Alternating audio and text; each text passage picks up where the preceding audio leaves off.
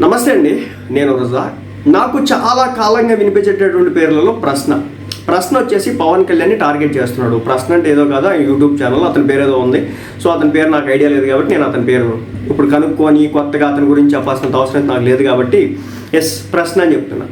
So ఇతను వచ్చేసి పవన్ కళ్యాణ్ గారిని టార్గెట్ చేస్తూ ఉంటాడు. పెట్టేటటువంటి ప్రతి 5-10 వీడియోల్లో పవన్ కళ్యాణ్ గారి గురించి ఒక నెగిటివ్ వీడియో పక్కాగా ఉంటుంది, టార్గెట్ చేసే వీడియో పక్కాగా ఉంటుంది, ట్రోల్ చేసే వీడియో పక్కాగా ఉంటుంది. ఎందుకలా?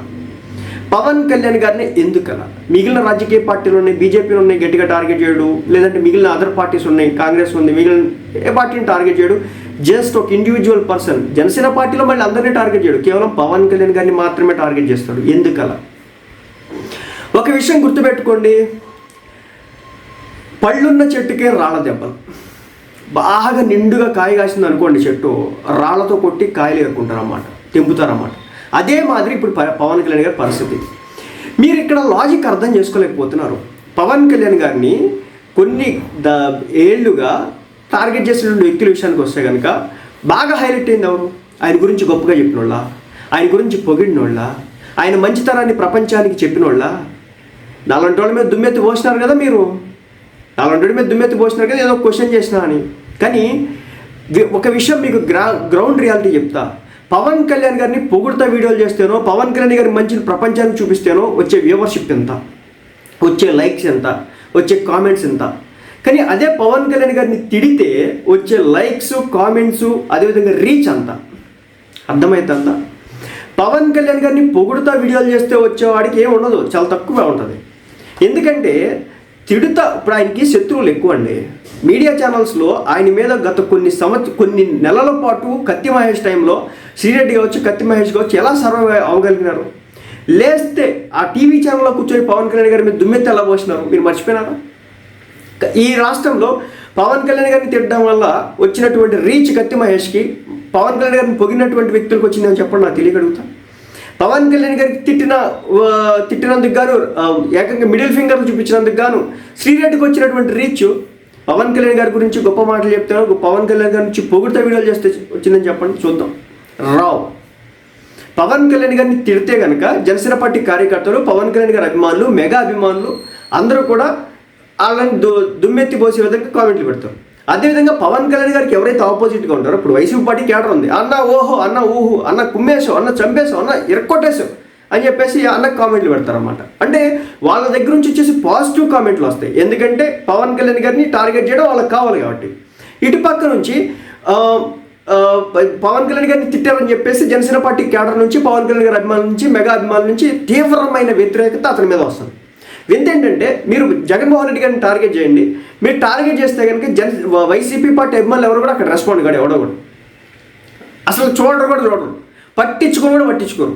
కానీ మీరు పవన్ కళ్యాణ్ గారిని టార్గెట్ చేయండి, పవన్ కళ్యాణ్ గారిని ఒక మాట అనండి, తిట్టండి, అసలు దానికి వ్యూవర్షిప్ వేరే పార్టీ వాడు చూస్తాడని పక్కన పెడితే సొంత పార్టీ వాడు చూసి దానికి కామెంట్ చేస్తాడు, కొడక డాష్ డాష్ డాష్, నువ్వు మా వాడిని తిట్టేటంటూ మొగోడివా, నువ్వు మా హీరో మీద నువ్వు రెచ్చిపోతావా, నువ్వు మా హీరో మీద కామెంట్లు చేస్తావా, నీకు అంత దమ్ముందా, నువ్వు అంత తోపువా అని చెప్పేసి ఎదుటోడు వచ్చేసి నవ్వుకుంటాడు, వీళ్ళు వచ్చేసి రెచ్చిపోయే విధంగా కామెంట్లు చేస్తూ ఉంటారు. సో ఇక్కడ విషయం గమనించాలి, ఏమంటే మనం ఎంతలా అతనికి రెచ్చగొట్టి ఇంకా అతనికి ఫ్యూయల్ పోసినట్టు ఉంటుంది.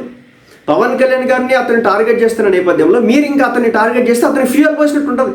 సో దానికి ఏమైతుంది, అతను ఇంకా రాజుకుంటాడు, అతను ఇంకా రెచ్చిపోతాడు. అతను ఏదైతే అనుకున్నాడో, ఒక విషయాన్ని పెట్టుకుని ఆ వీడియో చేసినాడో, అతను సర్వైవ్ అయిపోతాడు. అతను తను పెట్టుకున్నటువంటి గోల్ రీచ్ అయిపోయినట్టే. ఎవరిని టార్గెట్ చేయాలి? జనసేన పార్టీ కార్యకర్తని పవన్ కళ్యాణ్ గారి పేరుతో టార్గెట్ చేయాలా? ఇది పవన్ కళ్యాణ్ గారు పట్టించుకుంటాడా? పట్టించుకోడు. కానీ ఎవరు పట్టించుకుంటారు? మీరు పట్టించుకుంటారు కాబట్టి వాళ్ళు వీడియోలు చేస్తారు. ఆ విషయం మీకు తెలియకపోతే ఎలాగా? టీడీపీ పార్టీ అభిమానులు. అందుకే ఒక రాజకీయ పరిపక్వత కలిగినటువంటి రాజకీయ పార్టీ క్యాడర్ను చూసి మనం ఎప్పుడైనా ఆలోచన చేయాలి. ఇప్పుడు గత 5 సంవత్సరాలు మీరు చూడండి, బోరగడ్డ అనిల్ చంద్రబాబు నాయుడు గారిని, నారా లోకేష్ గారిని, టీడీపీ పార్టీ నాయకుల్ని ఏ స్థాయిలో మాటలు దాడి చేసినాడో, వాళ్ళల్లో ఒక్కళ్ళైనా సరే ఆ గవర్నమెంట్ లేని టైంలో అనవసరంగా అతనికి అంత ఇంపార్టెన్స్ ఇచ్చినారంటే ఇవ్వాల. టైం కోసం చూసినారు, ఎప్పుడు దొరుకుతాడు, ఎక్కడ దొరుకుతాడు, ఎలా దొరుకుతాడు. టైం కీ రోల్ ప్లే చేస్తూ ఉంటుంది, కాలం సమాధానం చెప్తూ ఉంటుంది అన్నారు కదా.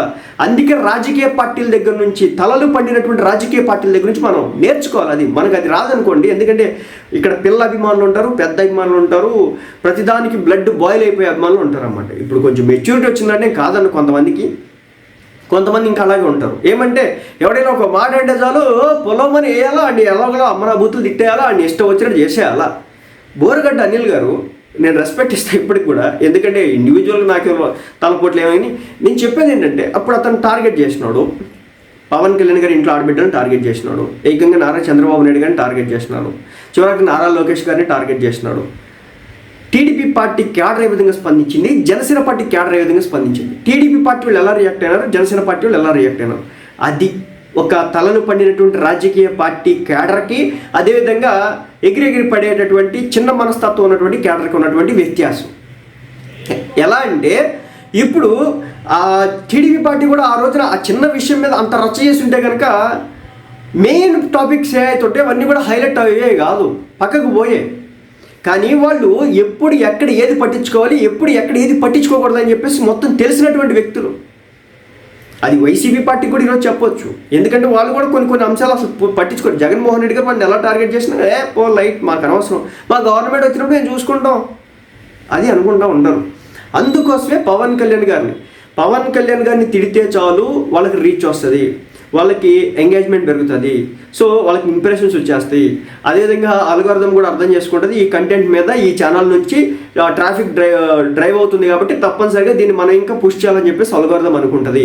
కాబట్టి అందులో భాగంగానే వాళ్ళు టార్గెట్ చేస్తే, వాళ్ళు తిడితే, ఇప్పుడు ఎక్కడ దాకా ఎందుకు నేను కొన్ని అంశాల్లో అదే ఎప్పుడు మార్చి 14 సభ తర్వాత పవన్ కళ్యాణ్ గారు ఇచ్చినటువంటి స్పీచ్ నచ్చలేదని చెప్పేసి నేను ఒక వీడియో పెడితే 400 కామెంట్లు చేసినారు మన వాళ్ళే. ఎందుకు చేసినారయ్యా అంటే, నువ్వు ఎలా అంటావు పవన్ కళ్యాణ్, నువ్వు దేంట్లో నువ్వు ఏ విధంగా మాట్లాడుతావు పవన్ కళ్యాణ్ గారి గురించి, నీకు ఫేమ్ వచ్చేసింది, నువ్వు పవన్ కళ్యాణ్ గారిని వాడేసుకున్నావు, నువ్వు అది చేసినావు ఇది చేసినావు అని చెప్పేసి. ఒక విషయం గమనించండి, పవన్ కళ్యాణ్ గారు ఏం చెప్పినాడు, తప్పు చేస్తే క్వశ్చన్ చేయమన్నాడు. ఆ రోజు నా స్పీచ్లో నాకు కొంచెం ఎక్కడో ఫ్లాస్ కనిపించింది, నాకు కార్యకర్తలు క్యాడర్ను పట్టించుకున్నట్టు అనిపించలేదు అని చెప్పేసి నేను చెప్తే రెచ్చిపోయినారు 400 కామెంట్లు. నేను అదే విధంగా వన్ బై వన్ వీడియోలు చేసుకుంటూ వెళ్తే ఎన్ని వ్యూస్ వస్తాయి తెలుసా, ఎంత రీచ్ వస్తుందో తెలుసా. ఆ మెచ్యూరిటీ మనకు చాలా ఇంపార్టెంట్. కానీ నేను అక్కడితో ఆ టాపిక్ని ఆపేసిన, ఎందుకంటే అది మీకు నచ్చలేదు. నచ్చినప్పుడు నాయకుడు నిర్ణయం తీసుకున్నప్పుడు మాట్లాడదాం. అప్పటి వరకు ఎందుకు నాకేం దోల, మీ చేత నాకు ఆ దిక్కుమాల రీచ్ వద్దు, అలాంటి మాటల ద్వారా వచ్చినటువంటి ఇంప్రెషన్స్ వద్దు, అలాంటి మాటల ద్వారా వచ్చినటువంటి వ్యూవర్షిప్ నాకు అవసరం లేదని చెప్పేసి నేను అనుకున్నా. అందుకోసం చెప్పేసి నేను వదిలేసిన. ఈరోజు ప్రకాష్ రాజ్ని తీసుకొచ్చినా, ఇంకొకరిని తీసుకొచ్చినా పక్కన ఉన్నటువంటి తమిళనాడు స్టేజ్లో పవన్ కళ్యాణ్ గారు పెడుతున్నటువంటి మంట ప్రకాష్ రాజ్కి అర్థమైందా? అదేవిధంగా ఆంధ్ర రాష్ట్రంలో పవన్ కళ్యాణ్ అనే వ్యక్తి ఎలాంటి పవర్ని క్యారీ చేస్తున్నాడు అనేది వాళ్ళకి తెలుసు. వాళ్ళు ఇగ్నైట్ చేయాలంటే పవన్ కళ్యాణ్ గారిని డైరెక్ట్ ఏం టార్గెట్ చేసి తిట్టలేరు. వాళ్ళు ఎలా అంటే కార్యకర్తలు రెచ్చగొడితే మీ కార్యకర్త ఇలా చేసినాడు అని చూపుతారు. కాబట్టి మీరు వాళ్ళని అమరాబూతులు తిట్టడం ఆపి, వాళ్ళని వీళ్ళంత వరకు టీడీపీ పార్టీ క్యాడర్ ఏ విధంగా వ్యవహరిస్తూ ఉంది, వైసీపీ పార్టీ క్యాడర్ ఎలా వ్యవహరిస్తూ ఉంది, ఏ విషయంలో వాళ్ళు స్పందిస్తున్నారు, ఏ విషయంలో వాళ్ళు స్పందించట్లేదు. వాళ్ళ నాయకుడి మీద మొన్న అంత పెద్ద ఇన్సిడెంట్ ఏకంగా కారు తలకెక్కేస్తే ఎంతమంది స్పందించినారు చెప్పండి.